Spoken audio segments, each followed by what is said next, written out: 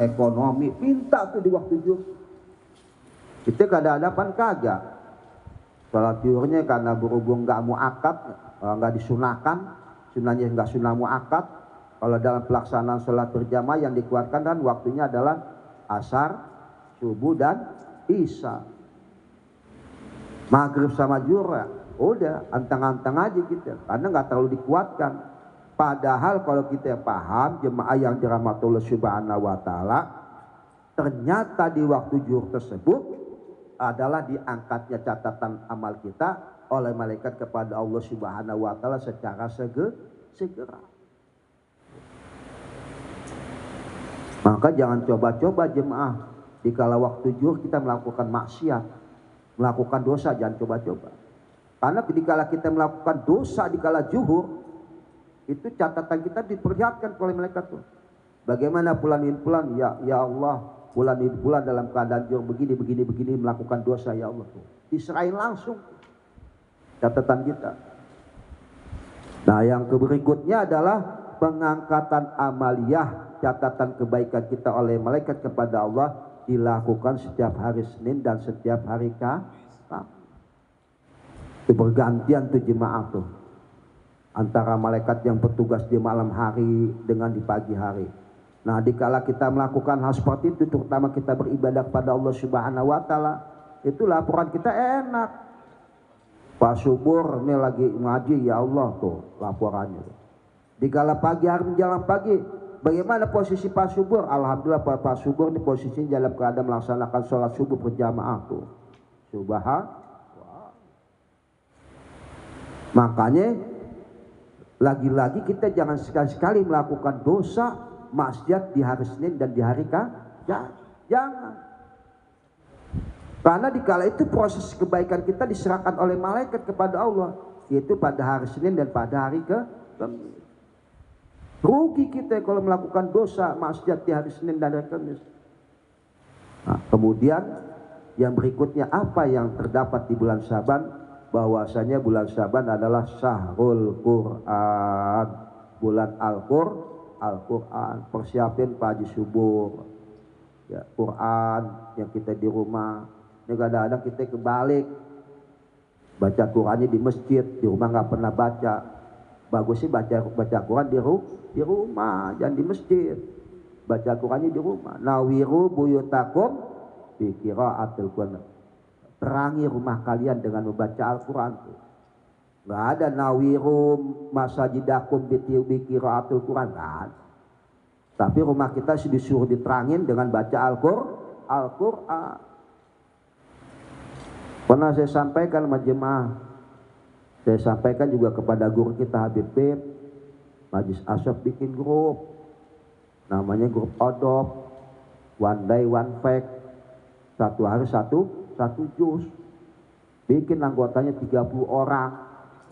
Itu seminggu bisa hatam Quran sekali, satu minggu tuh. Sebulan kita bisa hatam 4 kali. Kita manfaatin. Ya alhamdulillah tahadus binimah. Saya ikut tuh grup di keluarga alumni Buntat, saya ikut namanya Odop One Day One Fact. Satu hari satu juz kita baca. Ada 30 orang, itu seminggu kita hatam 1 kali hatam, kita baca Quran. Terus bergulir lagi, dimasuk pekan keduanya, yang tadi kita juz pertama, kita ke bagian juz kedua, terus lagi gitu. Sebulan kita 4 kali hatam tuh, alhamdulillah. Coba lihat tuh Pak Subur tuh, komandoin tuh, bikin di Majlis Asyaf. Ayo yang mau ikut nih, grup Adopt, silakan daftar isi list. Boleh bikin tuh Pak Subur adminnya gitu. Jangan Ustaz Amin tuh adminnya. Insya Allah banyak yang mau daftar tuh, ngelis tuh. Karena dalam hal ini perlu sekali persiapan kita untuk menuju bulan suci Ramadan. Kita asal lagi tuh lidah kita, makhrajul hurufnya, tajwidnya dan lain sebagainya. Dan perlu antum ketahui, yaitu tertera di dalam kitab Daqaiqul Akbar. Itu kalau antum dengar, jangan antum aneh aja kalau dengar, waduh, gak bakal bisa makan pagi subuh, makan gak bakalan selera. Walaupun tuduhan montong di depan kita nggak bakal selera tuh kalau kita denger. Apa itu? Itu kuburan tuh jemaah. Nanti tempat peristirahatan kita terakhir itu manggil-manggil kita. Sehari 5 kali manggil-manggil. Coba bayangin. Nah yang pertama panggilannya apa? Anna baitul wahdah. Saya adalah rumah kesendirian. Oleh karenanya dilanjutkan lagi oleh kuburan, faja'alaka munisan qira'atal Qur'an. Maka jadikanlah untukmu sebagai teman bercengkrama ketika kamu nanti masuk ke dalam liang lahat apa? Qira'atal Qur'an, baca Al-Qur'an. Itu Al-Qur'an pagi subur yang kita baca itu nanti jadi teman kita di kuburan. Ketika antum ditanya oleh dua malaikat munkar dan nakir, marabbuka man nabiyuka, itu spontan tuh Quran yang kita baca itu menjelma akan menjawab tuh pertanyaan munkar dan nakir. Alhamdulillah, masya Allah. Coba bayangin, antum nggak sadar karena itu dia faja'alaka munisan qira'atal Quran. Oleh karena jadikan untukmu nanti ketika engkau berada di liang lahat dalam keadaan sendiri, bagaimana untuk teman bercakap-cakap kamu bercengkrama, qira'atal Quran, baca Al-Quran. Yang saya dengar itu katanya kalau Ustaz juga kan model kayak makeup, kelam, kemin itu dari teman-teman kita ngobrol dalam tubuh gitu ya. Iya. Masya Allah. Alhamdulillah. Iya. Kan bahasanya gitu, faja'alaka munisan qira'atal Quran. Maka jadikan olehmu munisan tempat bercengkrama, tempat ngobrol. Apa tempat ngobrolnya? Qira'atal Quran, baca Al-Quran. Ini teman kita tuh baca Quran, ngedampingin kita. Itu kalau ketika menjelma, ya Allah memiliki paras yang luar biasa, mukanya juga luar biasa bercahaya, yang kita nggak pernah lihat tuh bentuk wujudnya tuh, masya Allah. Oleh karenanya dalam kesempatan kali ini, mari ini juga sebagai motivasi buat saya untuk sama-sama kita untuk buka-buka kembali Al-Quran sebagai pedoman hidup kita untuk selalu membaca Al-Quran. Dan kebanyakan di antara dosa manusia di akhir zaman ini adalah HP, Pak Syukur. Ya Allah, kalau udah lihat HP 1 jam terasa 1 menit. Ya, 1 jam terasa 1 menit. Tapi kalau lihat Al-Quran 1 menit terasa 1 jam, kelamaan. Kebalikan. Lihat HP 1 menit, 1 jam kelihatan baru 1 menit. Cepet banget. Tapi kalau lihat Al-Quran, ya Allah, bawaannya ada aja. Baru selembar aja udah ngantuk. Itu memang sengaja tugas setan tuh. Naruh sesuatu di bawah pantat kita tuh biar kita gelisah.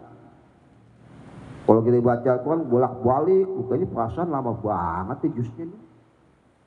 Baru 2 halamannya dulu bolak lagi, kapan sampai selesai jusnya tuh baca Al-Quran tuh.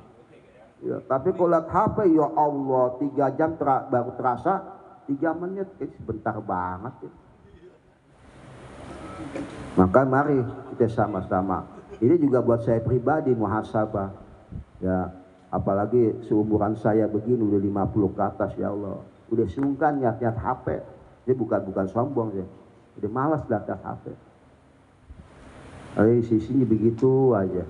Paling saya manfaatkan untuk dagang aja, udah nge-share dagangan, udah selesai gitu.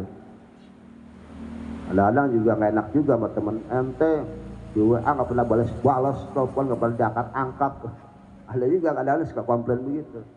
Baru dilihat, ya Allah ada telepon. Oleh karenanya jemaah yang dirahmati Allah Subhanahu Wa Taala, nah yang terpenting adalah di samping bulan Al-Quran adalah bulan takdirul a'mar, ditentukannya umur manusia. Makanya nanti tanggal 14 tuh kumpul tuh di masjid, di musola, baca Yasin sebanyak 3 kali.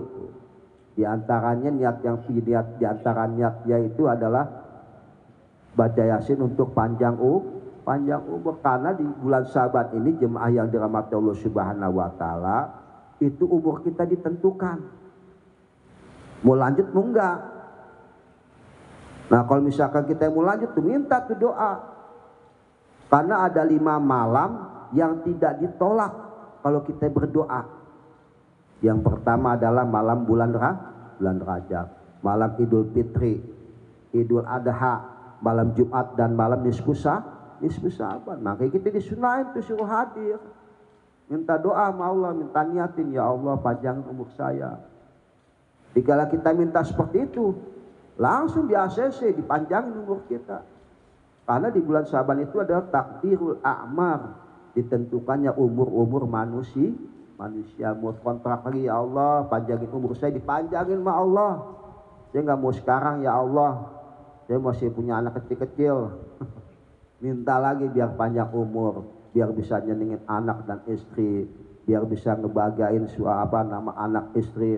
Saya punya PR begini-begini, ya Allah belum bangun mushola, belum bangun masjid, belum bisa mengembangkan dakwah segala macam. Niatin begitu. Karena dikala kita minta seperti itu tidak akan ditolak alias dikabul oleh Allah Subhanahu wa taala. Yang terpenting bahwasanya di bulan Syaban itu adalah turunnya ayat innallaha wa malaikatahu yusholluna 'alan nabi. Itu ayatnya turun di bulan Syaban tuh. Ya ayyuhalladzina amanu shallu 'alaihi wa sallimu. Man shalla alayya wahidatan sallallahu alaihi asyran. Itu maknanya siapa orang bersalawat 1 kali kepadaku, maka Allah akan memberikan rahmat sebanyak 10 rahmat. Wa tad'ifa ajrin, dan melipat gandakan pahala. Bukan berarti Allah bersalawat 10 kali. Kita salawat sekali Allah balas dengan 10 saat, bukan begitu maknanya. Tapi maknanya siapa orang bersalawat 1 kali kepadaku, maka Allah akan memberikan 10 rahmat dan melipatkan gandakan pahala. Amin ya rabbal. Nah, demikian yang bisa Al-Fatih sampaikan. Mudah-mudahan dengan sedikit perbekalan kita untuk menuju bulan Ramadan, semoga Allah Subhanahu wa taala selalu memberikan hidayah taufik kepada kita semua, diberikan umur yang panjang, sehat walafiat, sehingga kita bisa berjumpa kepada bulan yang kita inginkan, yang kita dambakan, yaitu bulan suci Ramadan. Amin ya rabbal. A'udzubillahi minasyaitonirrajim. Tutup apa? Ya, maju saja. Wallahul muwaffiq ila aqwamit thariq. Wassalamualaikum warahmatullahi wabarakatuh.